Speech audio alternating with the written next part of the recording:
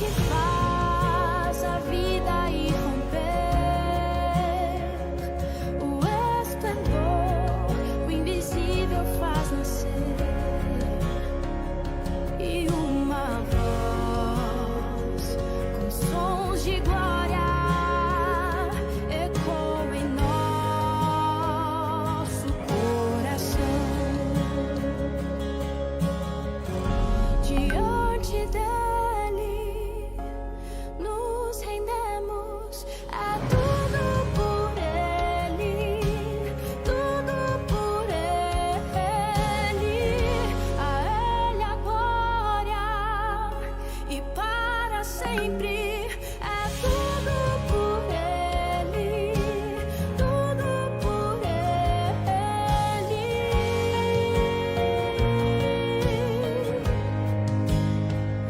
Em oração e na palavra seguiremos,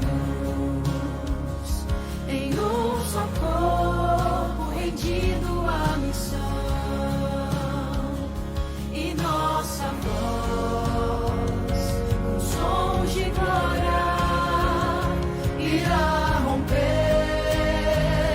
a escuridão. Diante dele nos rendemos, é tudo por ele, tudo por ele. A ele a glória e para sempre. É tudo por ele, tudo por ele.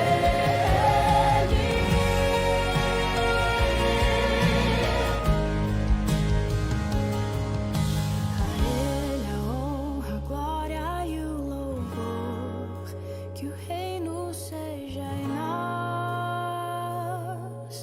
e nossa vida só por ele. A ele que seja, que o reino seja em nós, nossa vida só por ele. A honra, a glória e o reino seja em nós, nossa vida só por ele.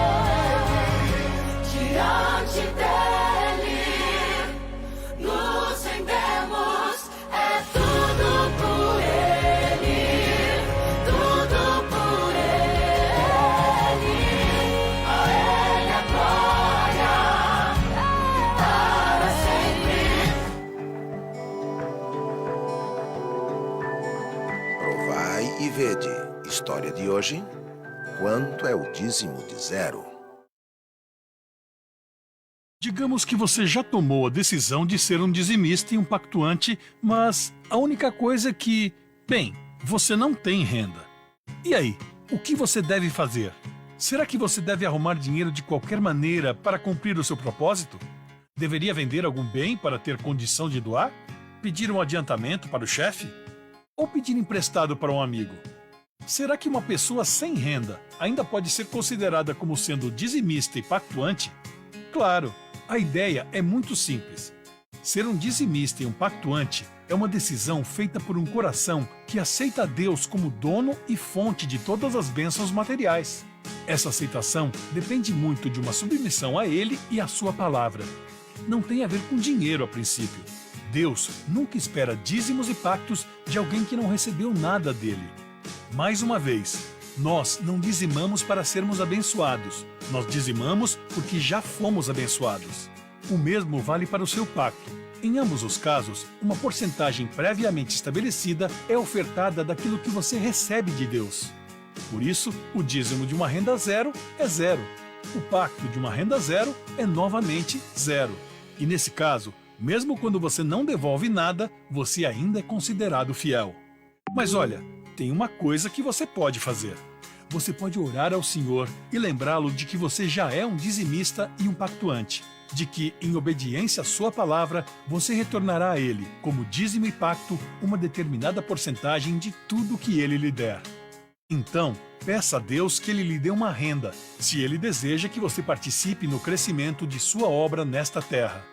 porque nós sabemos que todo ato de dar é precedido por uma doação de Deus. O Senhor sustém os que vacilam e apruma todos os prostrados. Em ti esperam os olhos de todos, e tu, a seu tempo, lhes darás o alimento. Abres a mão e satisfazes de benevolência a todo vivente. Ele acode à vontade dos que o temem. Atende-lhes o clamor e os salva. Salmos 145, 14, 16, 19. Que possamos colocar nossos desejos por último e primeiro Deus. E agora eu os convido para este momento especial de adoração através dos dízimos e das ofertas. Que Deus os abençoe.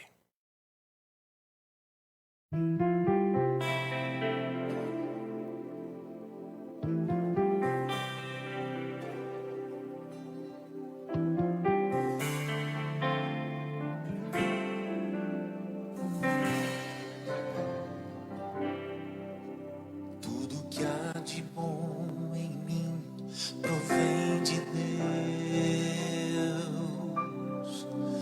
Tudo que há de bom em mim provém de Deus. Tudo que há de bom em mim provém de Deus. E por isso em gratidão vou devolver. Vou devolver com meu louvor, devolver em adoração. Vou devolver minhas ofertas enquanto forem de coração. Vou devolver em meu serviço enquanto o fôlego existir. Pois reconheço que tudo de bom provém de Deus.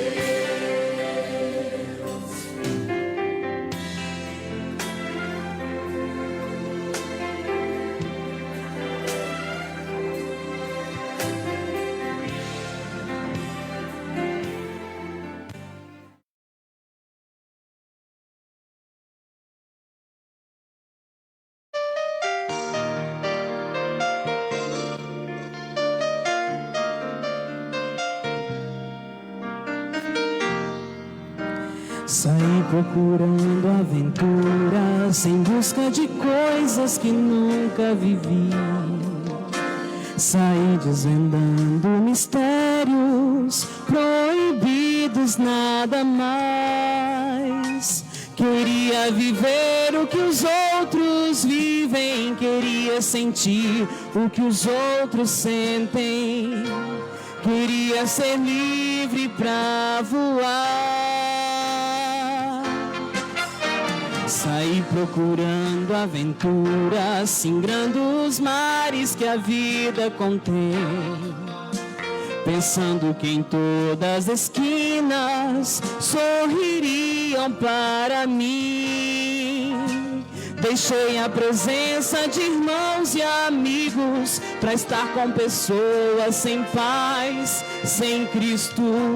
Agora era livre para voar. Voei bem alto, ninguém podia me alcançar. Voei pra longe, ninguém podia me encontrar. Mas fui tão longe que me perdi. Passei perigos e me feri. Abandonado, decidi voltar. E então voltei. Voltei pros teus braços, Jesus. Ouvi teu chamado e voltei, sedento de ouvir tua voz e os teus bons ensinos, Senhor. Por isso voltei, pois sei que me ama, Jesus.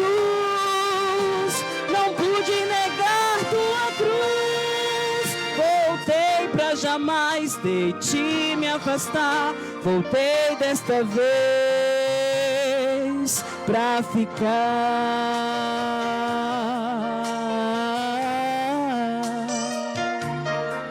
voltei desta vez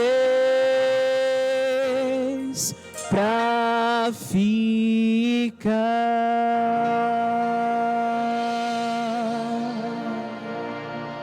Amém, Senhor.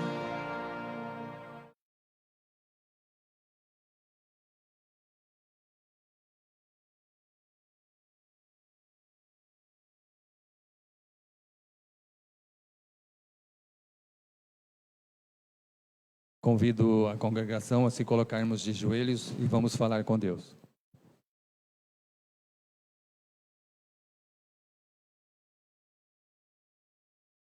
Grandioso Pai Celestial, muito obrigado, Senhor, porque nos trouxe à Tua casa de oração para adorarmos e louvarmos o Teu nome.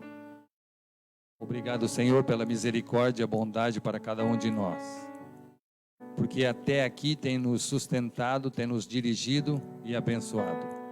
Pedimos que pela Tua infinita misericórdia e bondade, aceite o nosso louvor, a nossa adoração que é feita em Teu nome, ó Cristo Jesus. Mas também que o Senhor possa, com o Espírito Santo, como fez até aqui, usar o pastor Viana, que ele seja um instrumento nas Tuas mãos. E a nós, abra o nosso coração, a mente, para que possamos entender a Tua palavra e colocá-la em prática em nosso viver. Os demais dos Teus filhos que invocam o Teu nome nesse dia, esteja suprindo a necessidade e também, Senhor, aceitando o louvor de cada um. Pedimos que esteja com os nossos familiares e queridos onde estiverem, em Cristo Jesus pedimos. Amém. Queridos, nós temos aqui o pastor José Viana. Ele trabalha com publicações e comportagem da Mison. Temos o privilégio de tê-lo aqui conosco. Ele saiu correndo de Cuiabá e vocês viram que ele perdeu os cabelos. É um privilégio ter aqui conosco, querido. Essa igreja está à disposição. Você é nosso convidado de honra, por isso que Deus o use e o abençoe sempre.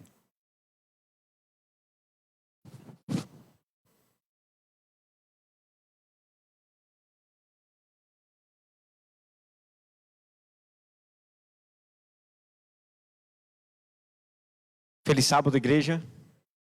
Para mim é uma alegria estar aqui com vocês a primeira vez. Eu não perdi os cabelos em Cuiabá, fui aqui mesmo. Indo ali para o Machado, numa barbearia ali. Foi ali mesmo que eu pedi para que raspasse minha cabeça. Eu tenho cabelos, mas não gosto de usá-los. Eu gosto assim. Eu não preciso pentear. Eu saio, acordo, tal. Então, meus amigos que têm cabelo, sinto muito, mas vocês não podem sair de casa como eu. Escovo meus dentes, lavo meu rosto e não preciso de gel, de pomada. Quero passar um gel, uma pomada aqui, o cabelo deixa tá arrepiado, rapaz. Tão bonito que tá.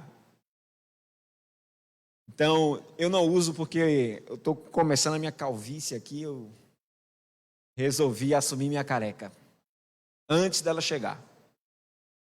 Então, é uma alegria estar aqui com vocês. Como ele falou, eu sou diretor assistente daqui da nossa missão para a área de comportagem, onde nós cuidamos bem especificamente da parte de comportores permanentes, que são comportores efetivos, são os comportores de carreira, que decidem viver financeiramente, colocar toda a sua vida em função da obra da comportagem. Então, eu cuido mais diretamente desse grupo. Existe o grupo de Sonhando Alto, são aqueles que não têm condições de financiar um curso, faculdade. Eles se lançam, são jovens de 16 anos para cima. Eles não têm condições de custear a sua faculdade, então eles vêm para o projeto Sonhando Alto, aprendem a comportar, começam a ter seus resultados depois de um ano de treinamento, e aí ele vai para a escola, e aí ele consegue custear todos os seus estudos através da comportagem, porque antes ele aprendeu a comportar. Então, ele não vai para a escola sem aprender. E também existe a parte de comportagem estudantil, que são os estudantes que estão nas faculdades, que vêm e comportam. Provavelmente vocês já devem acostumados a estar recebendo aqui. Sinop é uma das nossas cidades sedes para campanhas de estudante e de Sonho no Alto. E Papai do Céu nos chamou para que nós pudéssemos estar aqui este ano, cuidando dessa área, juntamente com o pastor Tiago Lima, que é o diretor de publicações do nosso campo. Trazemos um abraço de nossa administração para cada um de vocês. Estamos batalhando, cada cidade com a sua peculiaridade, com a sua dificuldade, mas a administração em si é incansável em providenciar os meios para que a igreja continue avançando na pregação do Evangelho, mesmo com as dificuldades do distanciamento social. Que o Pai do Céu possa nos abençoar, para que essa fase possa passar, para que outra fase possa vir. Eu queria dizer para vocês que vai melhorar, mas biblicamente não vai.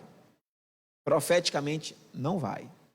Então, aproveitemos a janela profética que estamos tendo de paz e tranquilidade para nos prepararmos para aquele grande dia ao qual todos nós buscamos, que é o nosso reencontro com Jesus, pessoalmente, literalmente.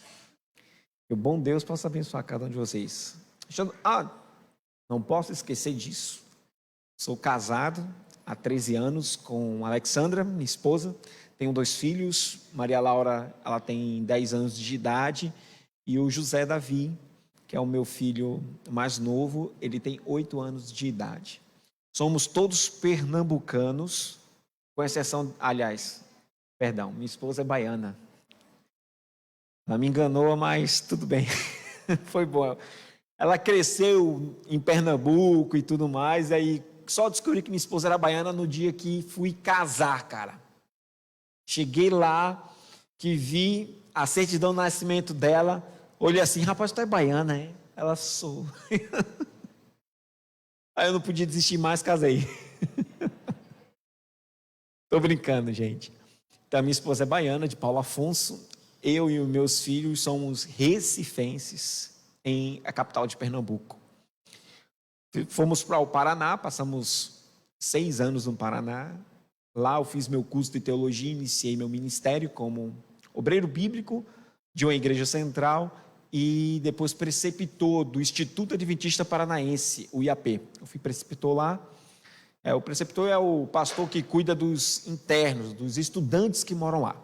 Depois trabalhei ainda com a obra bíblica em São Paulo e aqui estou no meu 4º ano trabalhando aqui na Mison com a área de publicações. Bom, essa é uma breve história para você saber quem eu sou, de onde eu vim e o que eu faço. E agora vamos para o que importa, né? Porque o mensageiro pouco importa. O que mais importa é quem enviou a mensagem. É a mensagem que ele tem para nós. Tanto faz. Porque Deus usa qualquer pessoa. Deus usou qualquer pessoa para falar. Veja que coisa maravilhosa. Antes de orar, vamos refletir sobre isso. Jesus atravessa um mar que era um lago, né, da Galileia. Vai do outro lado. Liberta uma pessoa que está possessa de vários demônios. Ele é libertado. Jesus é vivo na vida dele. A Bíblia relata que provavelmente não foi muito mais que 24 horas que Jesus passou com esse cidadão, pelo relato bíblico. E Jesus o comissiona para pregar. Qual é a capacitação que ele tem? Bom, aos nossos olhos, nenhuma. Aos nossos olhos, nenhuma. O próprio Cristo falou, olha, não fica preocupado não, que se precisar essas pedras aqui, eu faço suscitar descendentes de Abraão. Olha só, cara, ele não falou qualquer coisa. Ele falou que de uma pedra podia fazer um descendente de Abraão. Nossa, como é que a gente vai ver? Como é que isso vai entrar geneticamente? Eu faço que eles testemunham, as pedras clamarão. Se vocês não falarem, as pedras vão clamar. Então, se a gente for olhar para a Bíblia e ver uma mulher adúltera indo buscar a água num poço, meio-dia, para que não seja hostilizada pelas outras mulheres de sua cidade, que já estava no seu terceiro, quarto, quinto casamento, e por aí vai, de forma bíblica adúltera, se encontra com Jesus e já sai pregando o evangelho. Você está entendendo aqui que para Jesus não importa quem você é, não importa as tuas capacitações, se você tem curso profissionalizante ou se você tem graduação, mestrado, doutorado, ensino médio, ou ensino fundamental, que nem meus pais, ou até iletrado, analfabeto de pai, mãe, parteira, que nem meu sogro, não importa. Pouco importa. Deus usa qualquer um, em qualquer condição, para fazer a obra dele. Isso é profundo. Você vai olhar e vai ter que romper com alguns paradigmas para poder entender isso. Vai ter que romper com muito paradigma, porque a gente acha que para servir a Deus, para que uma pessoa esteja capacitada para servir a Deus, para poder pregar o evangelho, ela tem que passar por vários processos de transformação, porque afinal de contas, existe uma situação. Como é que eu vou representar algo que eu não vivo? Então, não estou dizendo que para Deus usar, Ele vai usar qualquer pessoa. Ele vai usar todo aquele que está disposto a deixar Ele trabalhar na vida.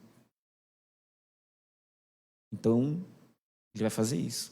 O Espírito Santo vai mover situações de pessoas incrédulas, de pessoas que não têm a Cristo, para poder fazer a obra de Deus avançar. É quando recebe um comportor, um empresário desse que provavelmente ou você não vai alcançar, que a igreja aqui de maneira nenhuma, por mais que faça todos os trabalhos missionários, vão alcançar, porque Deus separou isso para que a comportagem alcançasse. Isso é profético. Livro Comportor Evangelista, Mensageiros, de Ellen White, está lá. Só o comportor vai alcançar. Não tem para onde. Só aquele livro. Às vezes nem um comportor vai alcançar. O livro que ele vendeu. Ellen White diz, veja só, no livro Comportor Evangelista, ela fala que esses livros que são vendidos pelos comportores vão ficar empoeirados nas estantes, mas que no momento certo eles serão torrentes. Olha só, eles se iluminarão como ouro nas prateleiras dessas pessoas e irão atrair a atenção delas, e elas irão conhecer Jesus através do material que foi deixado em sua residência. É incrível, né? Então existe várias formas. Deus usa um livro, gente, um livro ali, ó, estático, parado, para poder falar. Então, pouco importa o mensageiro.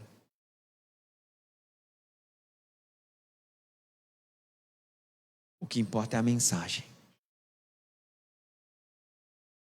Porque a mensagem vem de Deus. Porque se as pessoas forem olharem para mim, vocês vão ver tantos pecados.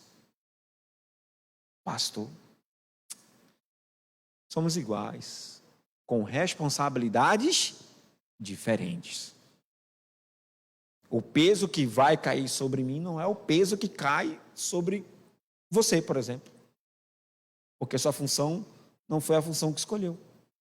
Eu escolhi essa função, você escolheu outra. Talvez não seja a dele, mas talvez o peso que caia sobre você ou sobre ele não vai cair sobre mim. Então, as responsabilidades são individuais de cada um. Deus vai cobrar mais de mim? Sim. Quem muito é dado, muito é cobrado. Afinal de contas, estudei, trabalhei e me desenvolvi e estou me dedicando, e a mim é confiada responsabilidades às quais eu tenho que corresponder. Então, somos todos iguais em essência, diferentes em responsabilidades com a obra, com a missão de pregar o Evangelho. Então, aqui está um homem que peca como vocês pecam.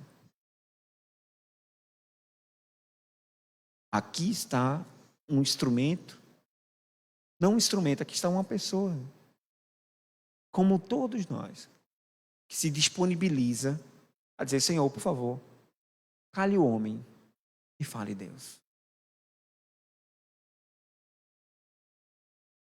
Vamos orar?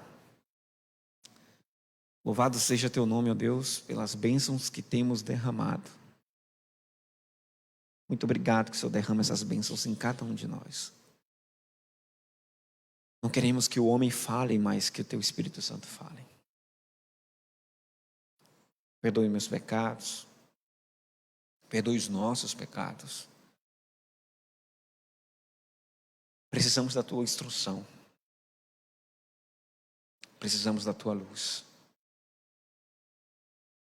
E em nome de Jesus, por favor, nos envia. Que teu Espírito Santo possa nos iluminar a ponto de nós não endurecermos os nossos corações. Por favor, não deixa endurecer nossos corações. Abre nossos corações, a nossa mente, sabe, Deus? Teu Espírito Santo possa deixar a nossa mente aberta para aceitar tudo que vamos falar agora, para fazer tudo que vamos fazer agora, que é ouvir a tua palavra. Leva de nós o orgulho, por favor. Que o orgulho não venha atrapalhar, para que qualquer tipo de entendimento que temos que ter da tua palavra. Batiza-nos com o teu Espírito Santo. Em nome de Jesus. Amém. Gente, a nós é dado muitas atribuições.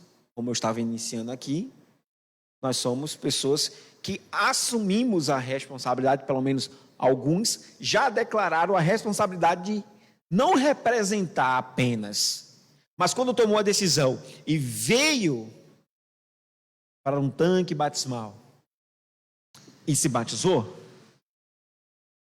essa pessoa declarou publicamente que faz o quê? Que faz o quê? Que é seguidor de quem? De Jesus. Eu aceito o ensinamento de Jesus. Então, quando você se batiza, você tomou a decisão no seu coração, você tomou essa decisão na sua família, você tomou essa decisão, você ficou com ela. Então, você vem, entra no tanque batismal, é batizado, para que agora a comunidade, a sua cidade, as pessoas vejam a tua decisão, porque a tua decisão não pode ser escondida, ela tem que ser pública, para que todos possam ver que você agora, definitivamente, não é mais você. Qual é seu nome, filho? Peter. Nossa, você tem cara de Peter, meu irmão. Primeira vez que eu vejo um Peter com cara de Peter. Então, tá aqui o Peter. Quem não conhece o Peter, levanta a mão. Peter, todos lhe conhecem. Que responsabilidade, viu, filho? Que responsabilidade. Então, quando o Peter decidiu batizar-se, Peter, você decidiu que todas as pessoas tinham que assistir e ver que você não é mais Peter, mas é quem? Cristo. Olha só, não mais eu, diz o apóstolo Paulo, mas quem vive em mim? Cristo vive em mim. Então agora, a gente vai passando ali para Romanos, capítulo 7, a gente vai vendo que tem duas naturezas. Uma lei, que é a lei do meu corpo, que me leva a fazer o que é errado, e uma outra lei que me leva e me chama para fazer o que é certo. Veja só.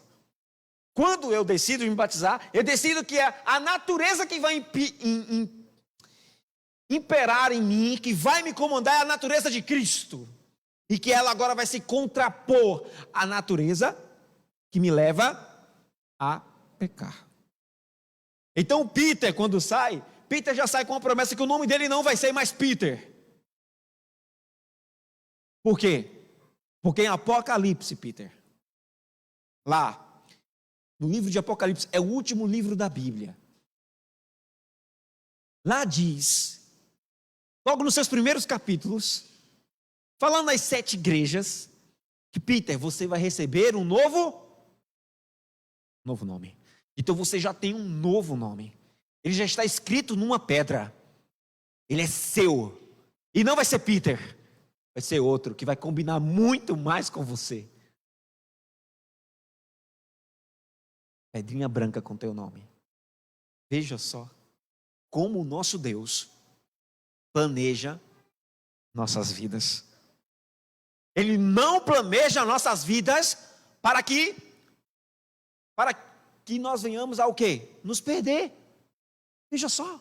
Ele não nos planeja para nos perder. Ele nos planeja para que Ele tenha todos nós com Ele durante pouco período, durante um curto período. Não. Ele planeja a nossa vida para ter cada um de nós com Ele por toda a eternidade. Ele planeja a sua vida não pensando na sua vida apenas aqui nessa terra, mas pensando em você na eternidade. Então Deus planeja toda a tua vida. É por isso que músicas e mais músicas são escritas dizendo: os planos de Deus são maiores que os... Eu não vou arriscar cantar porque eu sou totalmente desafinado. Mas a música é linda. Os planos de Deus são maiores que os meus. Porque quando a gente vive o plano que Deus fez para a gente, tem risco de nós quebrarmos a cara, tem risco de nós nos frustrarmos, tem risco? Não. Vai ter tristeza. Porque Ele disse que no caminho, quando nós decidimos seguir a Jesus, quando você decide estar ao lado de Cristo, você decide ter um futuro com Cristo, mas que vai ser construído com a vida de percalços. Porque existe um outro, que tem um outro objetivo para a tua vida. O objetivo de Satanás, ele tem um objetivo para a sua vida, certo? Você fica pensando que Satanás não tem. Ele tem um objetivo para ti, para o teu casamento, para o teu filho, para a tua filha, para a tua vida. Satanás tem. Mas, ao contrário de Deus, Ele planeja a tua vida para que ela seja sepultada aqui nessa terra. Não ter continuidade, ser breve, ser curta, porque o prazer dele consiste em desagradar a Deus. Então, quando Ele faz um planejamento para a sua vida, Ele vai fazer diferente do que Deus quer, para que Deus venha se entristecer e perder. Então, o que é que Satanás planejou? Peter, ele não tem uma pedrinha com o nome para você. Ele vai te sepultar como Peter, para que você não exista mais. Nossa, cara, que plano. Mas fica calmo, Peter. Fica calmo.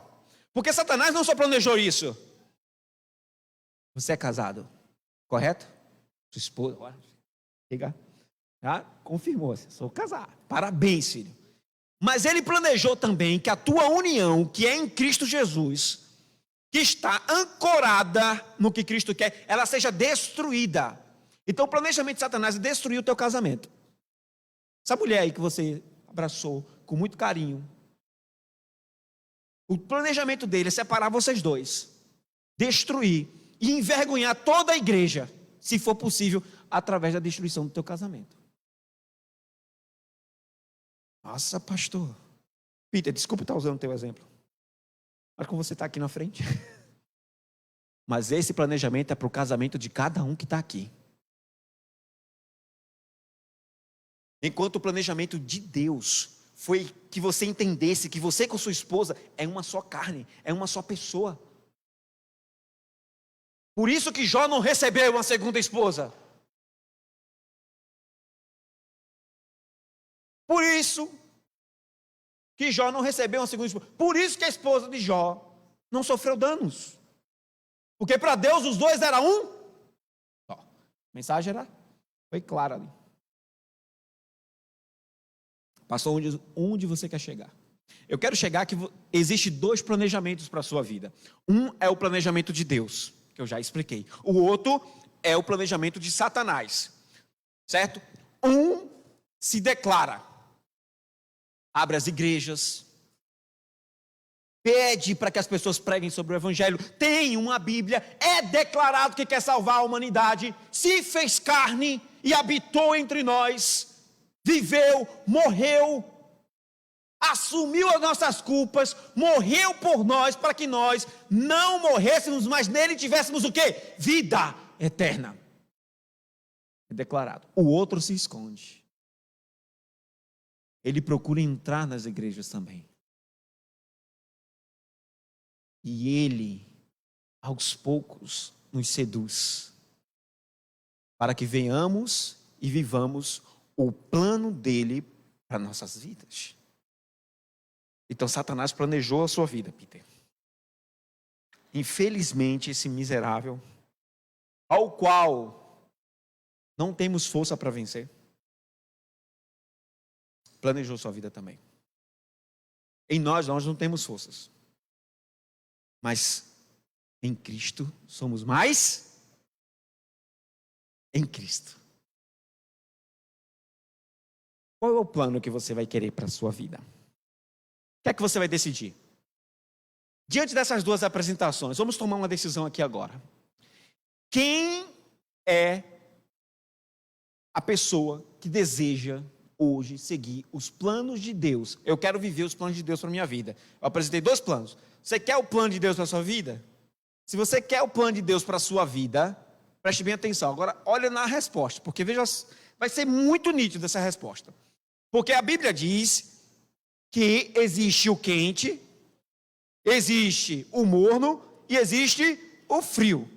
Então eu posso dizer assim: existe o que toma decisão, tanto para um lado quanto para o outro, e existe o que fica em dúvida, em cima do muro. Correto?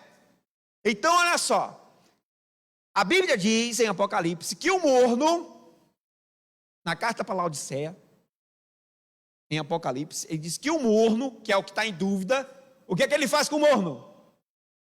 Ele vomita. Então olha, se você ficou com a mão abaixada na hora da sua decisão, não se preocupe não. Você é a mesma coisa de ter tomado uma decisão contrária. Certo? Então aqueles que querem seguir os planos de Satanás para a vida de vocês, levante sua mão.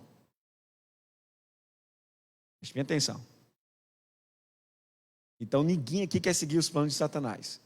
Ninguém quer ter os planos de Satanás para a vida dele. Eu não quero. Eu não quero os planos deles para a minha vida. Isso soa ruim na nossa mente, né? Isso mexe com a nossa mente. Mas eu quero fazer você refletir mesmo, porque isso existe. Enquanto Satanás tenta se esconder do mundo para fingir que não existe, ele se declara firmemente na vida de muitas pessoas, inclusive atuando dentro da igreja, nas nossas vidas. Mas agora aqueles que decidem e querem ter o plano de Deus, a sua vida, levante sua mão. Quem quer ter o plano de Deus? Parabéns. Parabéns porque você quer ter o plano de Deus para a sua vida. Agora que nós tomamos a nossa decisão, vamos saber como nós nos encaixamos no plano de Deus.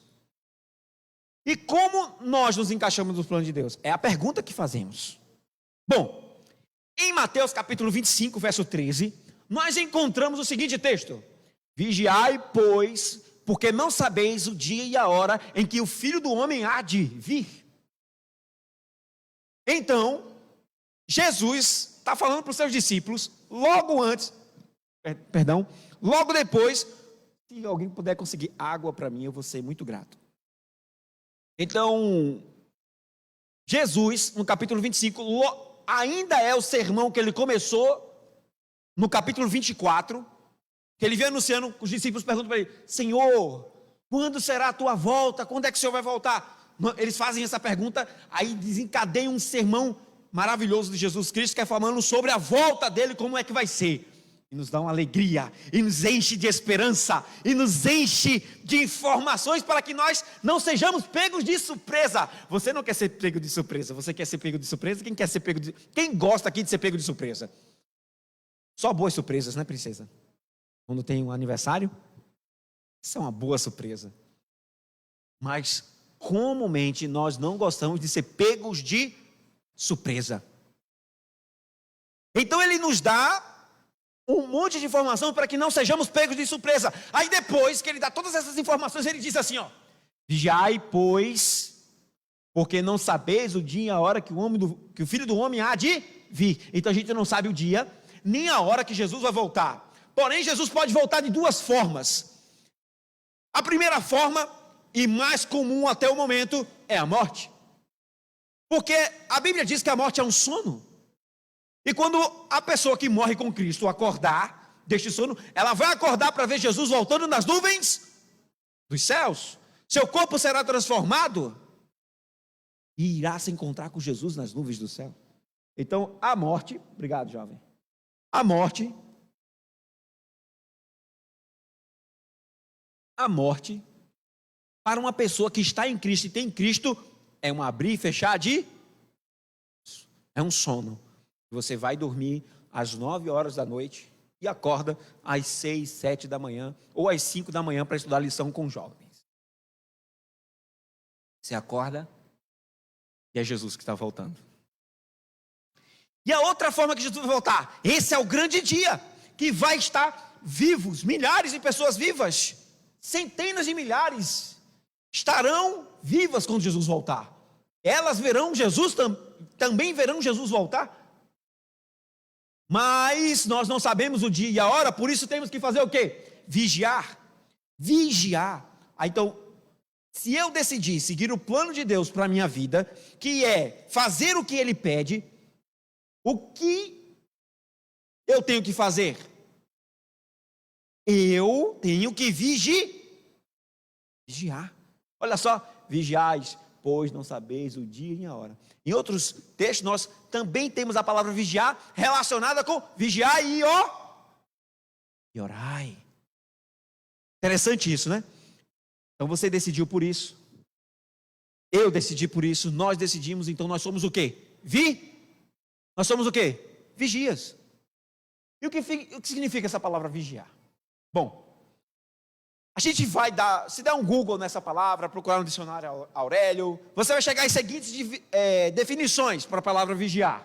Tem aqui, ó, observar com atenção, estar atento a. Nós também encontramos observar secretamente ou ocultamente, espiar, espionar, cuidar com atenção, velar, fazer fiscalização de, controlar, verificar, permanecer atento, alerta, ou desperto, ficar de sentinela, precaver-se, acautelar-se. Quantas coisas significa vigiar? Em todas elas, a pessoa não é pega despreparada. Aqui, ó.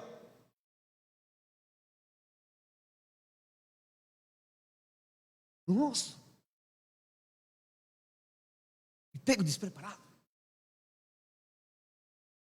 Vigiar não compreende isso. Ouvindo um certo poeta nordestino narrando um caso que aconteceu que os vigias estavam num prédio, de repente ele diz assim: o artista Salvador desce com uma metralhadora e arranca a laje, cai no meio dos bandidos, pegou tudinho desprevenido comendo cuscuz com leite.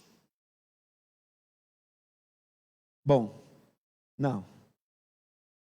Pegar as pessoas desprevenidas, despreparadas.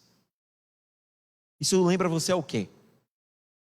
Para você não ser assaltado, sua casa está o quê agora? Trancada. Algumas com cerca elétrica, outras com câmera. Uma com um belo de um cachorro. Outros cachorros nem é tão belo assim, mas está lá para presenciar, pelo menos latino. Entendeu? O meu só não serve nem para latir. Entra, já vai. Eu disse, nem para latir serve. Mas está lá. Em casa, quietinho. Para que você e eu não sejamos pegos desprevenidos. Alguns colocam o seguro no carro. Se roubar, vai ter o susto, mas o seguro vai me dar outro. Alarmes, travas. Tudo isso é o quê? É Tudo isso é prevenção. E prevenir-se é o quê? Vigiar. É melhor prevenir do que? Vocês estão entendendo agora o contexto? Então eu decidi por Cristo. Eu quero o plano de Deus para a minha vida. Foi assim que nós decidimos hoje. Nós escolhemos ter os planos de Deus para nossas vidas. Nós escolhemos ter os planos de Deus para guiar. Então Ele pede, já que você tem meus planos, eu peço a você que faça o seguinte: vigie, por favor, vigie. Então, as pessoas gastam com vigilância. Só em 2019 foi 7,17 bilhões investidos em segurança. Algumas pessoas querem vigiar o seu peso e contratam o sistema Vigilantes do Peso, que é mundial, para que siga o programa de emagrecimento desses cidadãos aí, que são os vigilantes do peso, que surgiu nos Estados Unidos. Eles contratam o serviço da vigilância e você começa a regular o teu peso, regular o que come, fica vigilante, para que não venha a ganhar os quilinhos que você quer perder. Mas alguns têm vigilantes totalmente diferentes, como a rainha da Inglaterra, que tem toda essa guarda para ela. Homens altamente treinados, que não perdem o seu foco. Você não pode tirar foto com eles, você não pode chegar perto deles, você não pode falar com eles. Vai falar com... Fica no caminho de um. Uma vez uma senhora, sem intenção nenhuma, distraída. Eles trocam de posto. Os vigias da rainha, a guarda da rainha. Ele é o posto. Eles ficam assim. Uma senhora se distraiu, parou no meio do caminho. Era a hora que ele ia trocar desse ponto para o outro. Ele bateu o sentido, virou, pai. O pé caiu com a cara no chão, para o lado de lá, ele aqui, ó. Morra. Eu estou vigiando quem? A rainha. Você entende o que é isso? Eles não sorriem. E os que sorriem em algum vídeo que é publicado, pode crer que ele vai ficar lá limpando bota, para aprender a não sorrir. Porque ele tem um objetivo, ele tem um foco, ele tem que vigiar.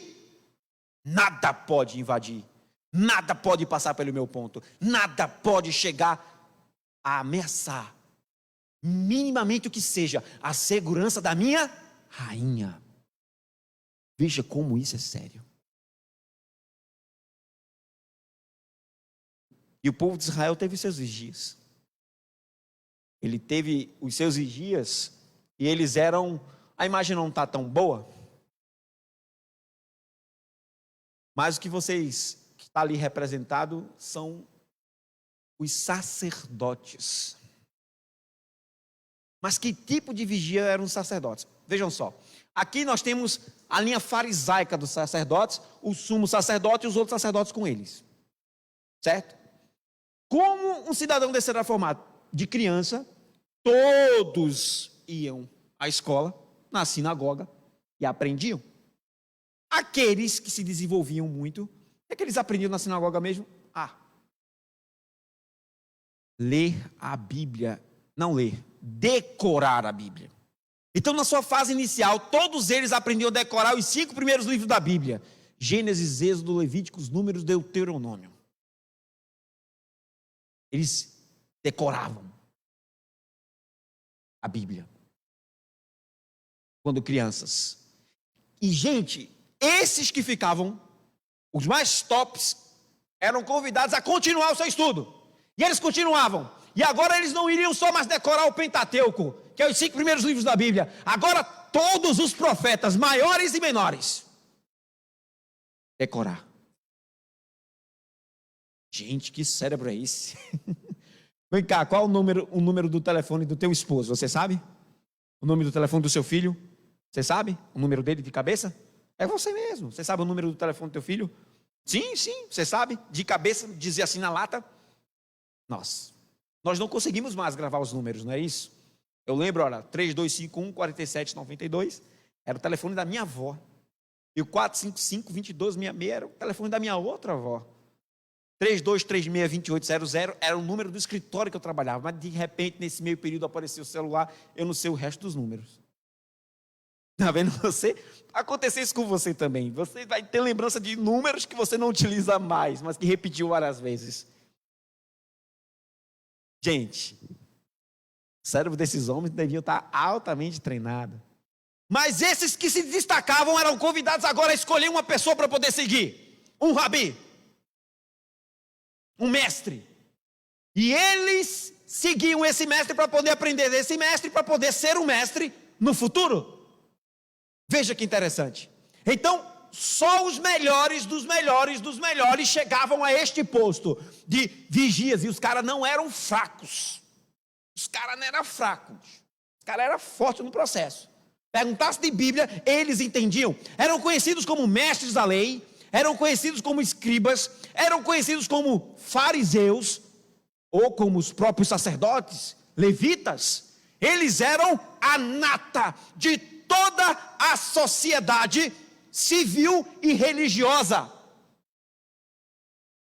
Os melhores estavam ali, os mais capacitados estavam ali, as melhores mentes estavam todas juntinhas para serem vigias do quê? Da Bíblia.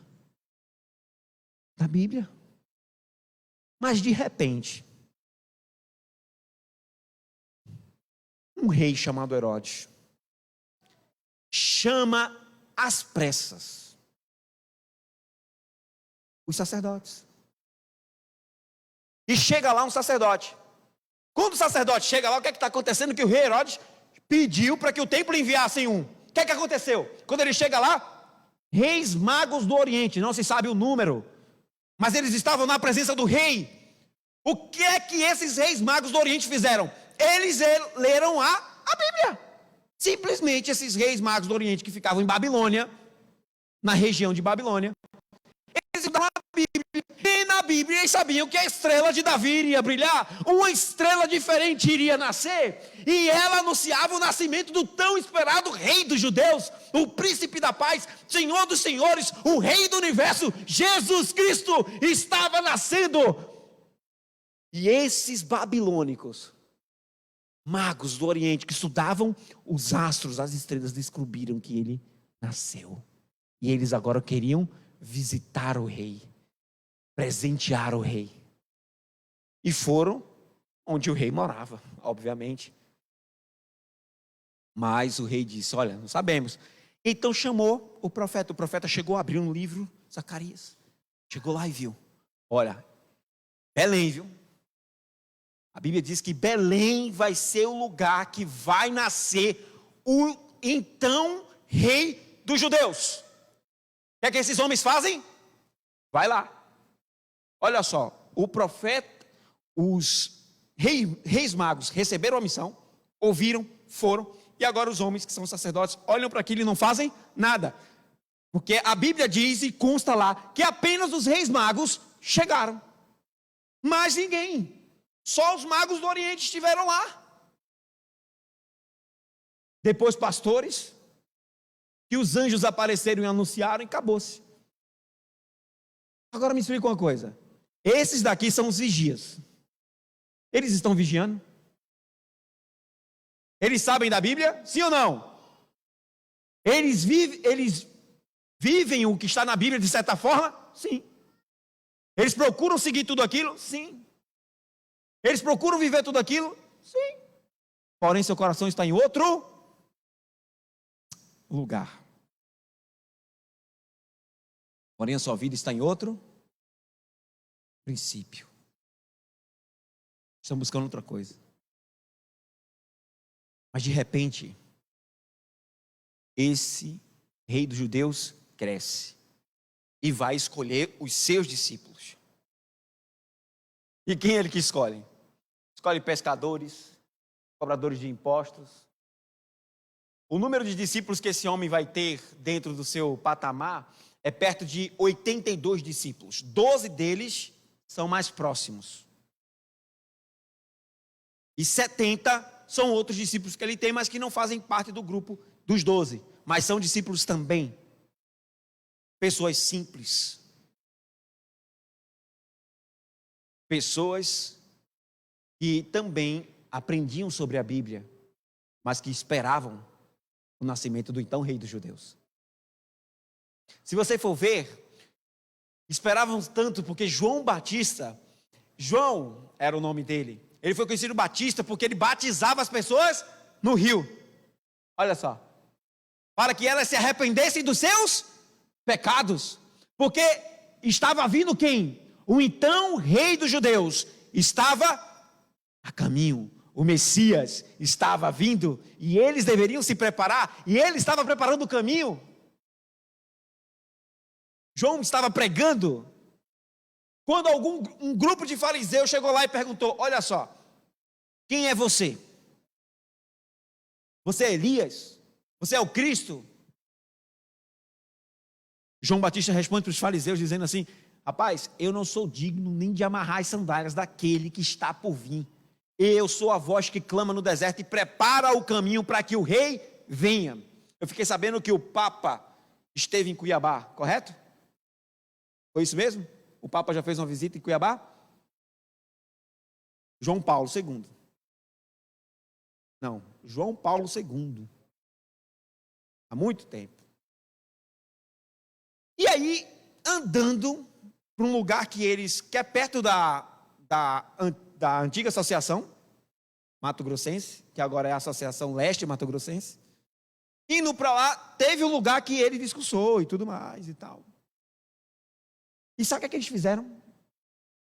Arrancaram todos os quebra-molas por onde o Papa ia passar. Deixaram tapete.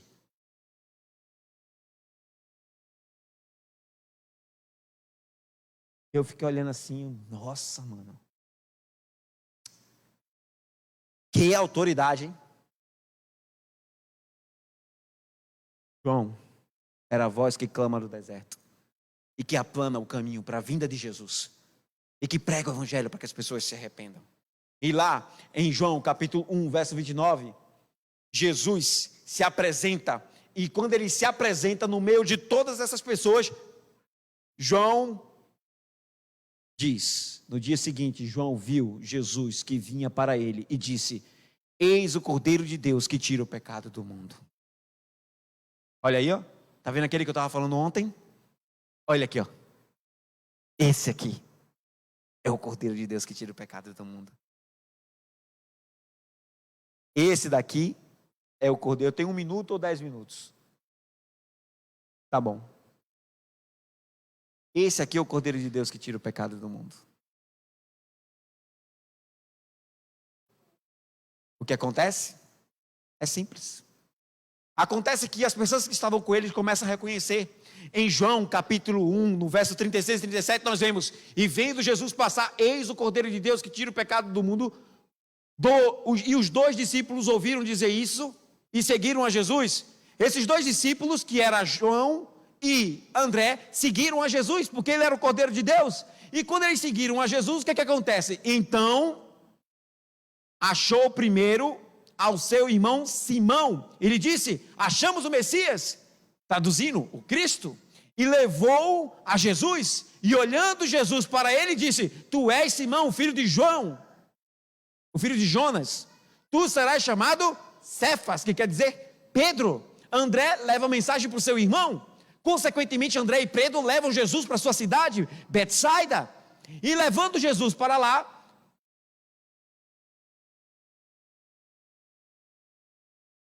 pode passar aí, por favor.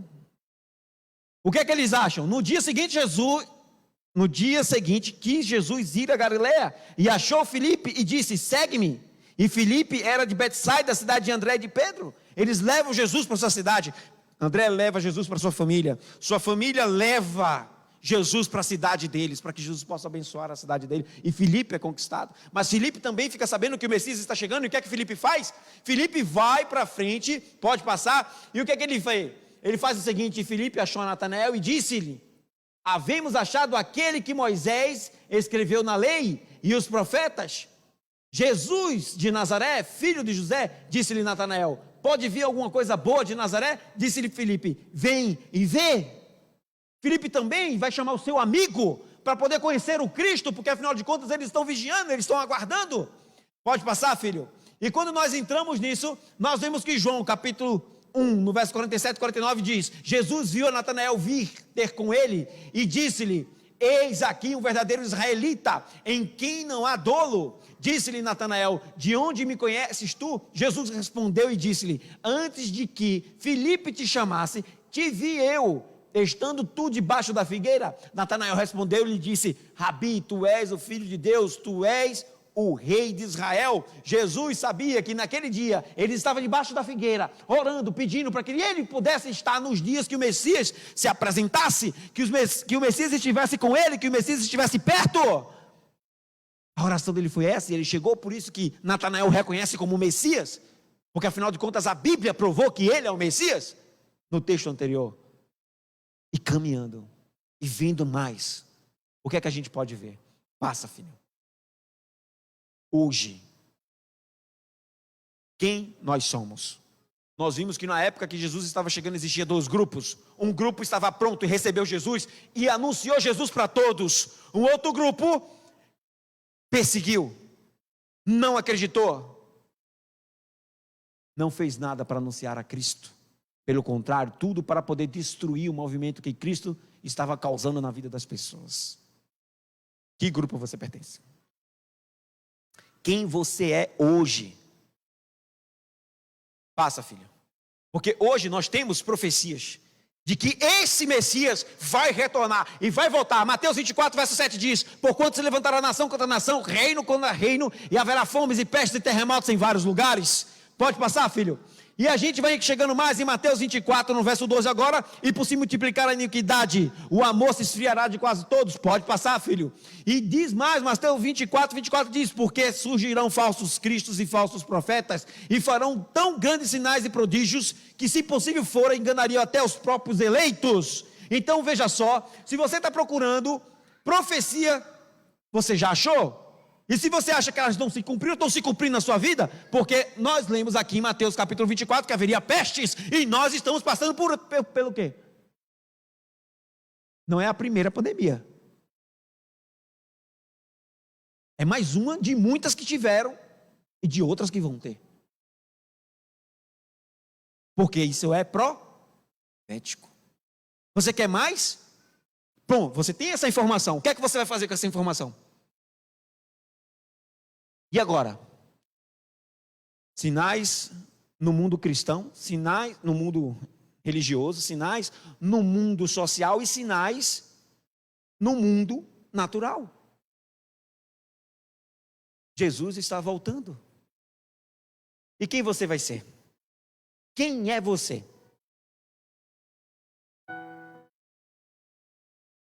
Quem é você?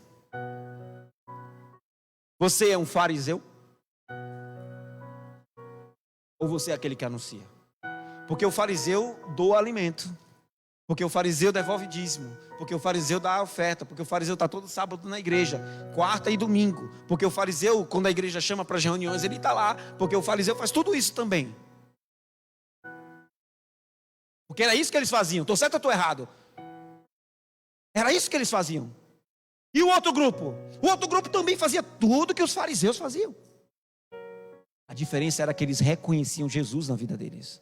A diferença é que eles faziam com que Jesus chegasse ao coração de outras pessoas. A diferença é que eles não ficavam calados e não eram orgulhosos, eram humildes e mansos e passavam a mensagem à frente. Quem é você? Pode passar, filho. Em 25 de dezembro,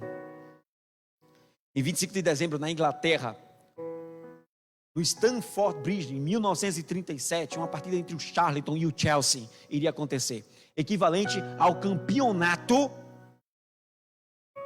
inglês. O Charlton e o Chelsea disputavam o topo da tabela. Era um jogo muito importante para o campeonato.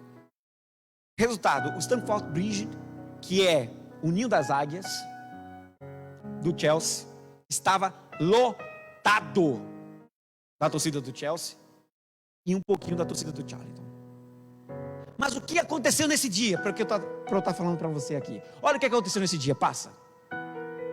Uma neblina no segundo tempo invadiu. Os times estavam empatados. A disputa estava acirrada. Mas uma neblina baixou naquele dia e impediu a visibilidade do campo dos jogadores. O juiz decidiu encerrar a partida ali no campo de ataque, chamou todos os jogadores, um foi chamando o outro, do time do Chelsea e do time do Charlton, foram conversando e decidiu que a partida seria feita em outro momento, porque aquele não poderia mais acontecer. Mas eles cresceram do goleiro do Charlton, porque ele estava do outro lado, e agora lá do outro lado, sem informação nenhuma, está o goleiro.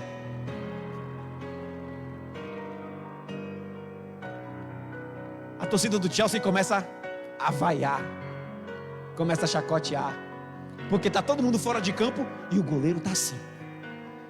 De onde vai vir um ataque? Eu tenho que estar preparado, não estou vendo nada. Eu vou estar pronto para defender esse gol. Passa, filho. O nome dele é Sam Barton, um dos maiores goleiros que existiu na época dele. Sam Barton não tirou os olhos do jogo, se concentrou, enquanto a torcida, que comumente fazia isso com ele, falavam coisas para ele, chamavam ele de tantas coisas, ele não ouvia a torcida adversária. Ele se concentrava no seu objetivo de vigiar o seu gol, de não perder a atenção, de ficar focado. A neblina permaneceu. Por 15 minutos, ele não perdeu a atenção e a posição de defesa do gol. Não perdeu. Até que um policial entrou em campo e disse: Sam, há 15 minutos a partida foi encerrada, seu time já está no vestiário. E ele, desconfiado, sai pelo meio do campo para o vestiário. Sam Barton foi um herói naquele dia. No estádio do Charlton, você vai encontrar a estátua dele lá como herói do clube. E você fica olhando uma história como essa, né?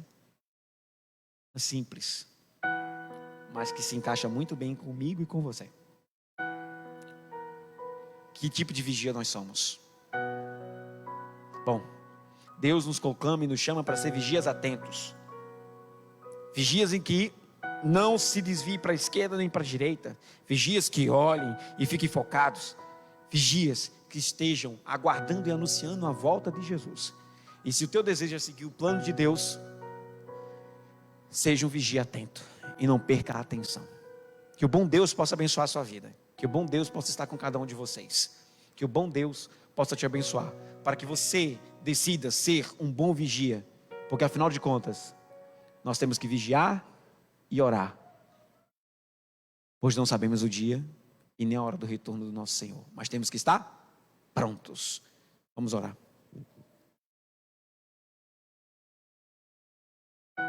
Louvado seja o teu nome, meu Deus, porque o Senhor nos chama para sermos vigias, porque o Senhor nos chama para ser